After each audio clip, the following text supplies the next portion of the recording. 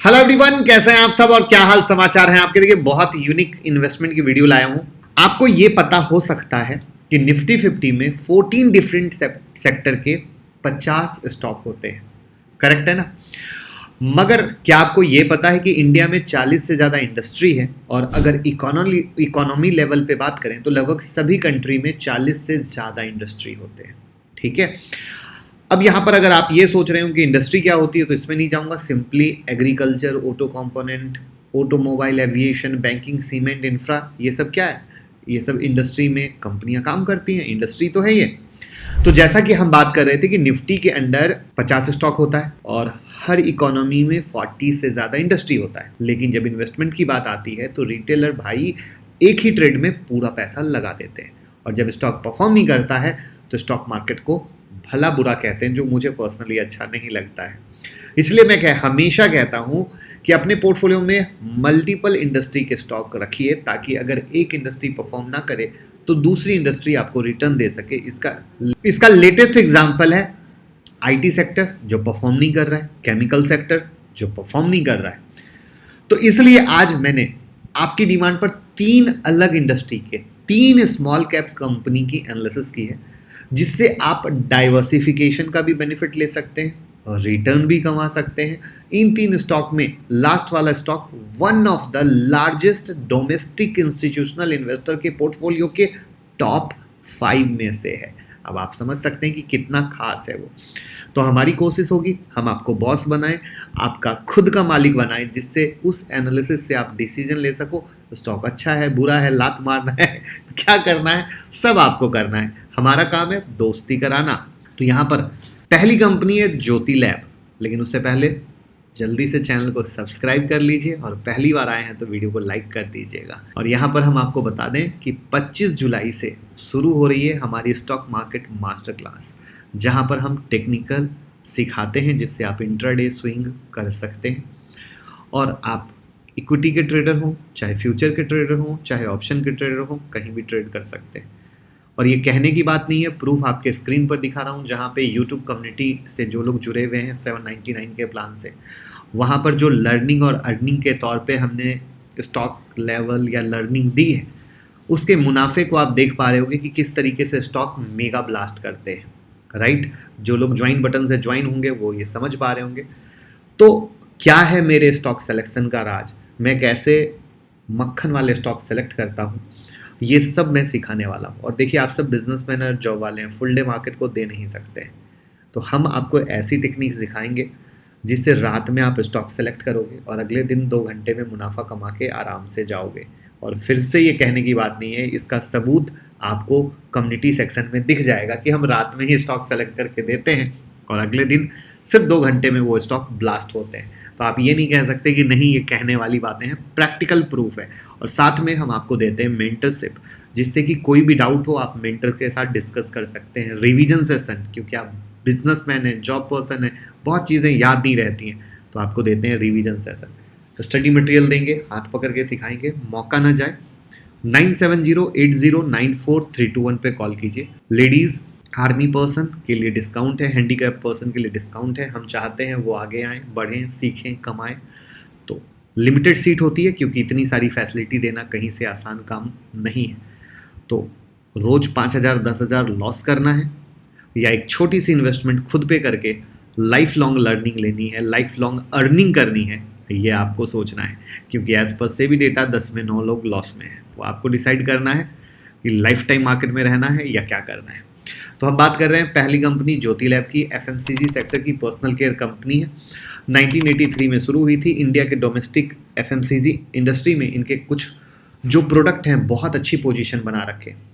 4 main major category में divide है, जैसे fabric care, dish washing, house hold insecticide और पर्सनल केयर। और पोस्ट वॉश कैटेगरी में उजाला ब्रांड इनका स्टार प्रोडक्ट है।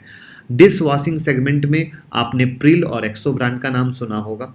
आपके स्क्रीन पर ज्योति लैब का प्रोडक्ट दिख रहा है। इसमें से काफ़ी प्रोडक्ट आपने यूज़ भी किए होंगे। कमेंट में बताइए आपके घर में कौन सा इनका प्रोडक्ट है जो आप यूज़ कर रहे हो और लगातार यूज़ कर रहे हो। क्योंकि ये जो एक वर्ड होता है ना कि हम बहुत ज़माने से यूज़ कर रहे हैं, आज भी यूज़ करेंगे और आगे भी यूज़ करेंगे, वो एक स्टॉक का सबसे बेंचमार्क पॉइंट होता है, वो बताता है कि वो स्टॉक कितना आगे जा सकता है, क्योंकि वो पुराने जमाने के हिसाब से भी अपने आप को तैयार था, आज के ज़माने के हिसाब से भी तैयार है और फ्यूचर के हिसाब से भी खुद को तैयार कर रहा है। अगर इनके की ब्रांड कहें तो उजाला, एक्सो, मैक्सो, हेंको, मार्गो, प्रिल जैसे नाम हैं। और इन ब्रांड में मार्केट पोजीशन देखें तो 84% शेयर के साथ उजाला नंबर 1 फैब्रिक वाइटनर ब्रांड है, 23.1% मार्केट शेयर के साथ मैक्सो, सेकंड नंबर पे मॉस्किटो कॉयल है। इसके बाद एक्सो जो प्रिल डिश वॉशर और लिक्विड है वो सेकंड नंबर पे है। और ये सारा मार्केट पोजीशन रैंकिंग जो मैंने बताया है इंडियन मार्केट के अकॉर्डिंग है, जो आपको दिख भी रहा है। और इन सभी प्रोडक्ट को बनाने के लिए कंपनी के पास 23 मैन्युफैक्चरिंग यूनिट है। प्रोडक्ट वाइज रेवेन्यू ब्रेकअप देखें तो फैब्रिक केयर सेगमेंट से 42% का रेवेन्यू, डिश वॉश सेगमेंट से 35% का रेवेन्यू, पर्सनल केयर सेगमेंट से 10% का revenue, house hold insecticide segment से 8.5% का रेवेन्यू, बाकी अदर प्रोडक्ट से 4.5% का रेवेन्यू आता है। डिस्ट्रीब्यूशन नेटवर्क देखें तो ज्योति लैब का प्रोडक्ट अप्रॉक्स 2.8 मिलियन आउटलेट पे अवेलेबल है और हर दिन 4.8 मिलियन से ज़्यादा यूनिट प्रोडक्ट सेल होता है। अब यहाँ पर इनका 60% प्रोडक्ट अर्बन एरिया में सेल होता है, 40% रूरल एरिया में, यानी पक्कर दोनों जगह टक्कर की है। जैसे एक कहते हैं ना, एक की मार्केट शहर में है, एक की गांव में, ऐसा नहीं, दोनों जगह मार्केटिंग प्रॉपर किए हुए। इसके अलावा 19 कंट्री में अपना प्रोडक्ट भी एक्सपोर्ट करती हैं, बट 97.5% रेवेन्यू इंडियन मार्केट से आता है, यानी इंडियन मार्केट ही इनका मेन हब है। 2.5% रेवेन्यू एक्सपोर्ट से। तो यहाँ तक हम इनके product, market position, revenue breakup, distribution network समझ चुके हैं। इन पॉइंट के अलावा अगर हम ज्योति लैब कोशिश कर रही है net zero plastic consumption company बनने की, और इसके लिए अपने प्रोडक्ट के पैकेजिंग मटेरियल जो हैं उनको चेंज करने का प्लान कर रही है। इसके अलावा कंपनी अपने मैन्युफैक्चरिंग प्लांट में सोलर प्लांट भी इंस्टॉल कर रहा है, और ये दोनों स्टेप किसके लिए? फ्यूचर के लिए, जो मैंने शुरू में कहा था। यही होता है कंपनी से दोस्ती करना अच्छे तरीके से। अब इनके फाइनेंशियल को देखते हैं तो पिछले 10 साल का कंपाउंडिंग सेल ग्रोथ है 8% और कंपाउंडिंग प्रॉफिट ग्रोथ है 30%। सेल से ज़्यादा प्रॉफिट ग्रोथ, क्योंकि कंपनी अपने एक्सपेंस को अच्छे तरीके से मैनेज कर रही है।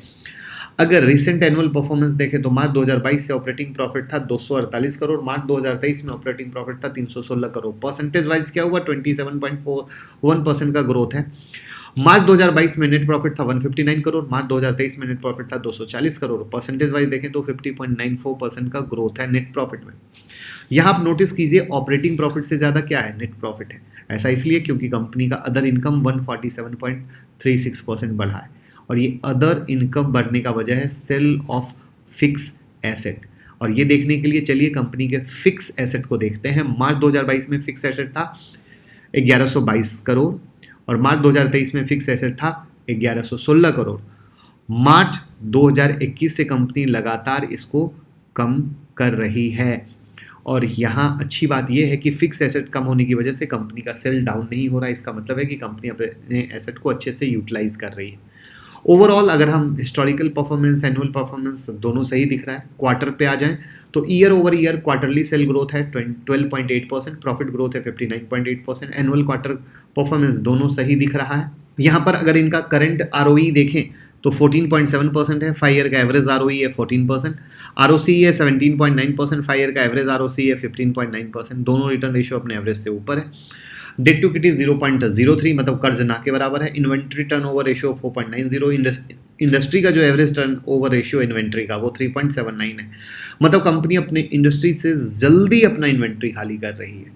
ठीक है, ये अच्छी बात है। अब कैश साइकिल है 42.50 और इस इंडस्ट्री का एवरेज कैश साइकिल है 18.56, मतलब कंपनी अपने इंडस्ट्री के मुकाबले लेट से कैश रिसीव कर रहा है, मतलब क्रेडिट पर प्रोडक्ट सेल कर रहा है। अब सवाल आता है कि क्या इससे कंपनी को लिक्विडिटी इशू हो सकता है? तो ये देखने के लिए हमें करंट रेशियो चेक करना पड़ेगा। तो इनका करंट रेशियो है 1.91, मतलब करंट एसेट ज़्यादा है और लाइबिलिटी कम है, यानी लिक्विडिटी इशू नहीं है। तो ओवरऑल चीज़ें सही दिख रही है। वैल्यूएशन को हम लास्ट में देखेंगे, क्योंकि वैल्यूएशन ही तो वो ताले की चाबी है जो सारा ताला खोलती है। अब हम दूसरी कंपनियों की एनालिसिस पे आते हैं, बट आई होप डीमेट और ट्रेडिंग अकाउंट का लिंक आप हमारे साथ खोल रखे होंगे, जिससे हम आपको स्पेशल प्रीमियम टेलीग्राम ग्रुप में ऐड कर सकते हैं। लिंक डिस्क्रिप्शन में है, उसमें बहुत सारे फ़ायदे मिलते हैं।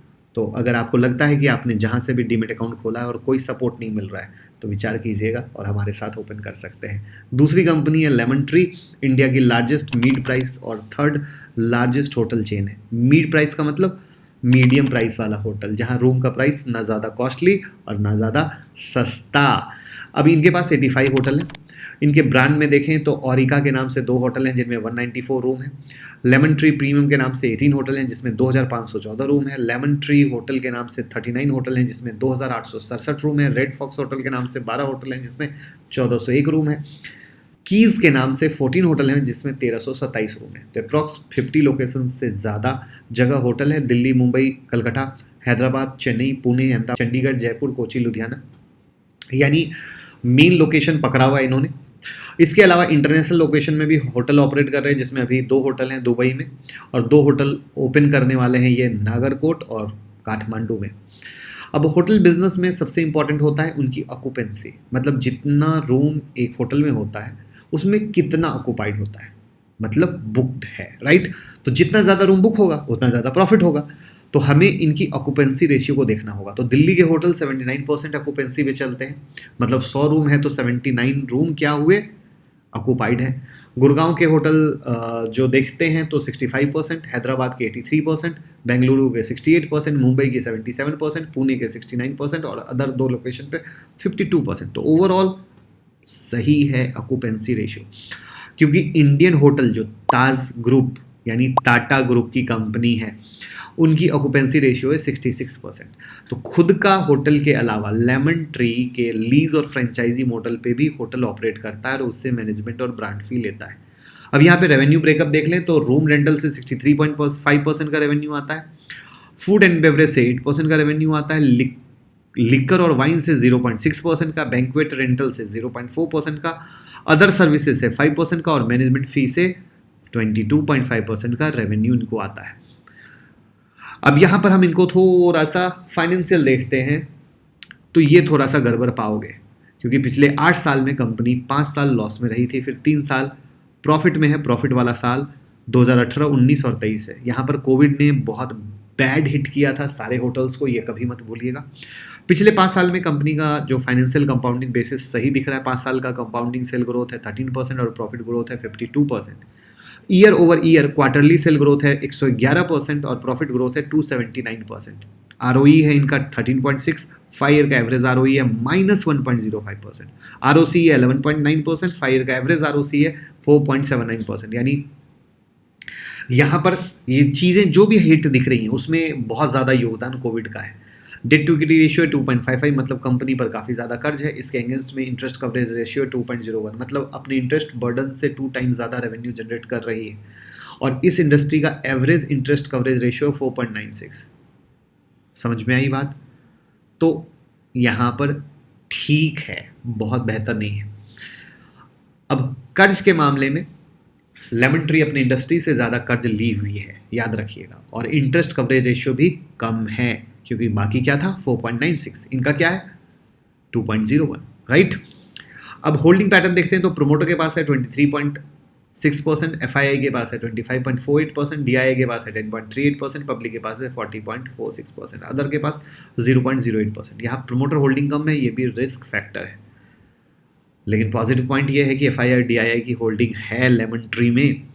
तो ओवरऑल अब फाइनेंशियल सुधर रहा है, कर्ज ज़्यादा है, ये रिस्क है, प्रोमोटर होल्डिंग कम है, बट इंस्टीट्यूशनल इन्वेस्टर बैठे हुए हैं। तो ये क्या हो गया, एक रिस्की स्मॉल कैप की कैटेगरी में आ गया। वैल्यूएशन अगेन हम लास्ट में देखेंगे। अब देखते हैं थर्ड कंपनी है जहाँ पर मैंने बताया था ना कुछ बिग पोजीशन है। तो वहाँ पर आप कहते हो ये सब चीज़ें कहाँ से सीखते हो या कैसे है? तो दोस्त ये बुक्स है, हमने आप लोगों के लिए लिखी है, money and you technical analysis, link description में है, ज़रूर देखिए और ऑर्डर कीजिए। ये तो बच्चों को ज़रूर पढ़ाइएगा। तो कंपनी का नाम फर्स्ट सोर्स सॉल्यूशन हो गया, स्मॉल कैप आईटी कंपनी है, लीडिंग प्लेयर है बिजनेस प्रोसेस मैनेजमेंट इंडस्ट्री की। जिसमें 3 वर्टिकल में पहला है डिजिटली एम्पावर्ड कस्टमर एक्सपीरियंस। इसमें कंपनी मल्टीपल इंडस्ट्री के लिए ऐसा सॉल्यूशन प्रोवाइड कराता है जिससे उनका कस्टमर सर्विस एक्सपीरियंस बेहतर होता है। दूसरा बिजनेस वर्टिकल है इंटेलिजेंट बैक ऑफिस का, जिसमें कंपनी दूसरे कंपनी को ऐसा सॉफ्टवेयर सॉल्यूशन प्रोवाइड कराता है जिससे फाइनेंस, पेरोल, सप्लाई चेन को ऑटोमेट किया जाता है। और तीसरा बिजनेस वर्टिकल है प्लेटफॉर्म ऑटोमेशन एनालिटिक का, जिसमें कंपनी एआई के through internal automation service provide करती है। रेवेन्यू ब्रेकअप पे आएंगे तो डिजिटली एम्पावर्ड कस्टमर एक्सपीरियंस से 52.6% का रेवेन्यू है, इंटेलिजेंट बैक ऑफिस सॉल्यूशन से 27% का रेवेन्यू है, प्लेटफॉर्म ऑटोमेशन एनालिटिक्स सॉल्यूशन से 20.4% का रेवेन्यू है। अगर हम सेक्टर वाइज देखते हैं तो बैंकिंग फाइनेंशियल वाले इनको अच्छा पैसा दे रहे हैं, 40.3% का रेवेन्यू है, हेल्थ केयर से 33.2% का रेवेन्यू है, मीडिया टेक से 22.3% का रेवेन्यू, अदर से 4.2% का रेवेन्यू। यहाँ पर इनके पास 150 से ज़्यादा ग्लोबल क्लाइंट हैं, जिसमें 18 क्लाइंट फॉर्चून 500 कंपनी में से हैं। जी हाँ, ये अच्छी बात होती है। 3 FTE 100 कंपनी में से हैं। लोकेशन वाइज में देखें तो यूएस से इनका अच्छा खासा रेवेन्यू आ रहा है 65.9% का, यूके से 33% का, तो बहुत तगड़ा है भैया। ये विदेश पर डिपेंडेंट है और 1.1% rest of the world. Global presence में 5 कंट्री में 39 सेंटर हैं। 5 कंट्री है US, UK, Mexico, India, Philippines. तो यहाँ तक हम इनके चीज़ों को समझे, लेकिन अब फाइनेंशियल समझ लेते हैं। तो 10 साल का कंपाउंडिंग सेल ग्रोथ है 8%, प्रॉफिट ग्रोथ है 14%, और 5 साल का कंपाउंडिंग सेल ग्रोथ है 11% और प्रॉफिट ग्रोथ है 10%। तो year over year cell growth है 0.83% और प्रॉफिट ग्रोथ है 6.74%। एनुअल क्वार्टर क्या हुआ, सही दिख रहा है। वहाँ पे ROC है 15.1%, 5 ईयर का एवरेज ROC है 15.1%, ROE है 16%, 5 ईयर का एवरेज ROE है 15.6%। दोनों रिटर्न रेशियो सही है। डेट टू इक्विटी है 0.41, मतलब कर्ज इक्विटी से कम है। कैश साइकिल 62.9, इंडस्ट्री का एवरेज कैश साइकिल 64.26, यहाँ पे भी ठीक है। ओवरऑल फाइनेंशियल सही है। अगर आप होल्डिंग पैटर्न देखते हैं तो प्रोमोटर के पास है 53.66%, FII के पास है 9.99%, DII के पास है 15.17%, पब्लिक के पास है 19.12% और अदर के पास 2.0%। यहाँ DII में कौन है जान लीजिए, HDFC स्मॉल कैप फंड है। मैंने बताया था ना, लीडिंग म्यूचुअल फंड कंपनी के पोर्टफोलियो में शेयर है, तो ये हैं HDFC स्मॉल कैप वाले। अब 3 डिफरेंट इंडस्ट्री की 3 डिफरेंट कंपनी।